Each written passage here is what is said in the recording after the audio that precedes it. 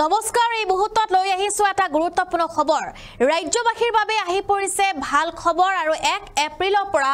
ৰাজ্যত হ্ৰাস পাব বিদ্যুতৰ মাচুল যাৰ বাবে এতিয়া সকলোৱে এতিয়া বিদ্যুতৰ বিল যেটো খৰচ কৰে আপোনালোকে চিন্তা কৰিব নালাগে কিয়নো 1 এপ্ৰিলৰ পৰা হ্ৰাস পাব বিদ্যুতৰ মাচুল আৰু কিমান কৈ বিদ্যুতৰ মাচুল হ্ৰাস পাব আৰু কিমান ইউনিটত হ্ৰাস পাব হেয়া আমি সবিস্তাৰ জনাম এই খবৰত বহাগ বিহুৰ পূৰ্বে ৰাজ্যবাসীলৈ আহি গৈছে এটা ভাল খবৰ বহাগ বিহুৰ পূৰ্বে ৰাজ্যবাসীলৈ এয়া এটা ভাল খবৰ 1 এপ্ৰিলৰ পৰা হ্ৰাস পাব বিদ্যুতৰ মাচুল হ্ৰাস পাব 1 এপ্ৰিলৰ পৰা প্ৰতি ইউনিটত 1 টকাকৈ হ্ৰাস পাব বিদ্যুতৰ মাচুল আমি পুনৰ জনাইছো প্ৰতি ইউনিটত 1 টকাকৈ হ্ৰাস পাব বিদ্যুতৰ মাচুল সাধাৰণ ঘৰুৱা গ্ৰাহকৰ বাবে প্ৰতি ইউনিটত হ্ৰাস পাব 1 টকাকৈ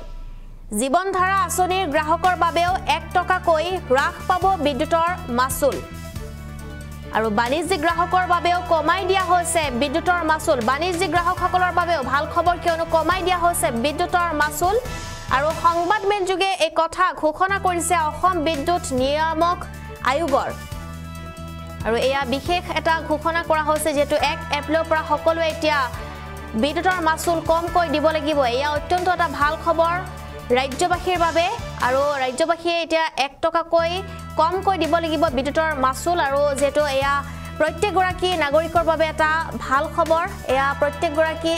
অসমৰ লোকৰ বাবে এটা ভাল খবৰ সুখবৰ লগতে হকা 1 এপ্ৰিলৰ পৰা হ্ৰাস পাব বিদ্যুতৰ মাচুল অসম বিদ্যুৎ নিয়ামক আয়োগে আজি এক সংবাদমেলৰ আয়োজন কৰি এই সুখবৰ দিছে ৰাজ্যবাসীক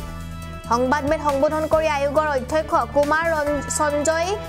কৃষ্ণই বিদ্যুৎ নিয়ামক আয়োগৰ বিদ্যুতৰ নতুন নিৰীখ সম্পৰ্কীয় নিৰ্দেশনা জাৰি কৰিছে সদৰি কৰা নতুন নিৰীখ অনুসৰি 1 এপ্ৰিলৰ পৰা প্ৰযোজ্য হ'ব বিদ্যুতৰ নতুন নিৰীখ আৰু সাধাৰণ ঘৰুৱা গ্ৰাহক জীৱনধাৰা আঁচনিৰ গ্ৰাহকৰ বাবে প্ৰতি ইউনিটত 1 টকাকৈ হ্ৰাস পাব বিদ্যুতৰ মাচুল 120 ইউনিটৰ তলত আৰু ওপৰত দুয়োটা কেটেগৰীতে প্ৰযোজ্য হ'ব এই নিৰীখ আৰু বাকি সকলো ধৰণৰ গ্ৰাহকৰ বাবে প্ৰতি ইউনিটতে হ্ৰাস পাব 25 পইচাকৈ মন্তব্য আছে সন্দৰ্ভত হেয়া শুনাবলৈ চেষ্টা কৰিম প্ৰত্যেক বছৰে বিদ্যুতৰ নতুন তাৰিখ ধাৰ্য কৰা হয় আৰু একৰ্ডিংলি আমি Assam electricity regulatory commission terms and condition for multi year তাৰিখ 2024 ওপৰত APDCL, APGCL, AEGCL আৰু SLDC তেওঁলোকে ডিসেম্বৰৰ শেষৰ ফালে তেওঁলোকে পিটিশন দিয়ে আৰু সেই পিটিশনৰ ওপৰত ষ্টেক হোল্ডাৰৰ ওপৰত আমি মিটিং কৰোঁ আৰু এখন ষ্টেট এডভাইজৰী কমিটি মিটিং আছে সেই মিটিংখন 27 ফেব্ৰুৱাৰীত হৈছিল আৰু এটা পাব্লিক হিয়াৰিং হৈছিল 12 মাৰ্চত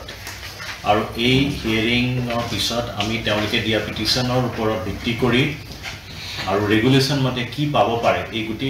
সকলো গণনাখিনি ক্যালকুলেট কৰাৰ পিছত আমি এটা ডিসিশনত উপনীত হওঁ আৰু সেইটোৰ মতে 1 এপ্ৰিলৰ পৰা ডমেষ্টিক কেটেগৰী আৰু জীৱনধাৰা আৰু ডমেষ্টিকত দুইটা কেটেগৰীতে 120 ইউনিটৰ ওপৰত আৰু 120 ইউনিটৰ তলত আৰু ওপৰত দুইটাতে আমি 1 টকাকৈ কমাই দিছো আৰু তাৰ উপৰি বাকি যিবিলাক কেটেগৰী আছে এগ্ৰিকালচাৰ ইণ্ডাষ্ট্ৰিজ কমাৰ্চিয়েল এই সকলোতে আমি 25 পইচাকৈ কমাই দিছো এভাৰেজ কষ্ট অফ সাপ্লাই যোৱা বছৰ 9 টকা 55 পইচা আছিল আৰু এই বছৰ আমি ধাৰ্য কৰিছো 8 টকা 72 পইচা there is a reduction of 83 পইচা আৰু সেইটো বস্তু আমি টিফিন ক্যাটেগৰী সমানে ভাগ কৰি দিব লগিয়া হয় আৰু সেই ভাগ কৰি দিওতে আমি ডমেষ্টিকত 1 টকাকৈ কমাই দিছো আৰু ইন্ডাষ্ট্ৰি আৰু কমাৰ্চৰ ক্ষেত্ৰত 25 পইচা কমাই দিয়া আছে মানে মই এইটো কৈছো জীৱনধাৰাটো ক'লে আপুনি ডমেষ্টিক এ এটা আছে 0 ৰ পৰা 120 ইউনিট পাৰ মান্থ খৰচ কৰে আৰু এটা আছে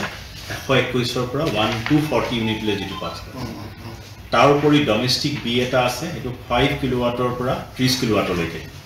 এই গুটেগিটা কেটেগৰীতে আমি 1 টকাকৈ কমাই দিছো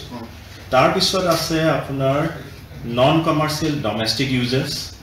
government primary secondary higher secondary schools charitable institutions public lighting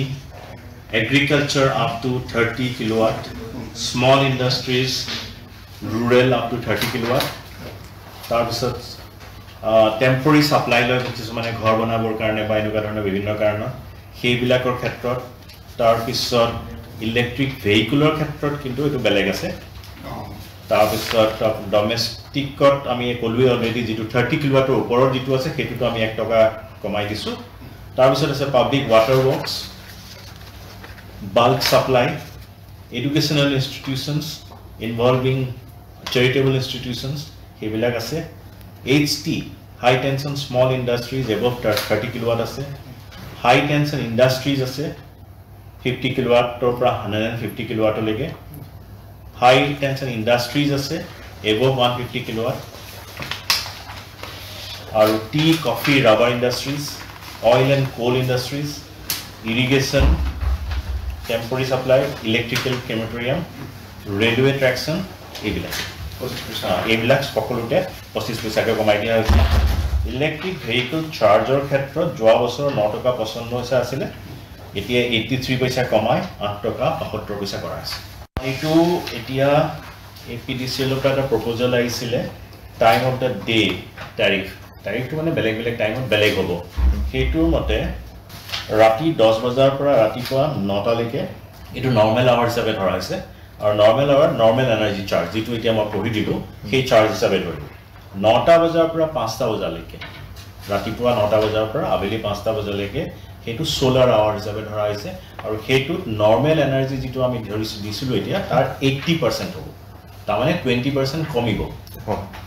আৰু 5টা বজাৰ পৰা ৰাতি 10টা লৈকে হেতু পিক আৱাৰ্স বুলি ধৰা হৈছে আৰু হেতু নৰমাল এনাৰ্জি যেটো ধৰা হৈছে তাতকৈ 20% বেছি মানে 120% হল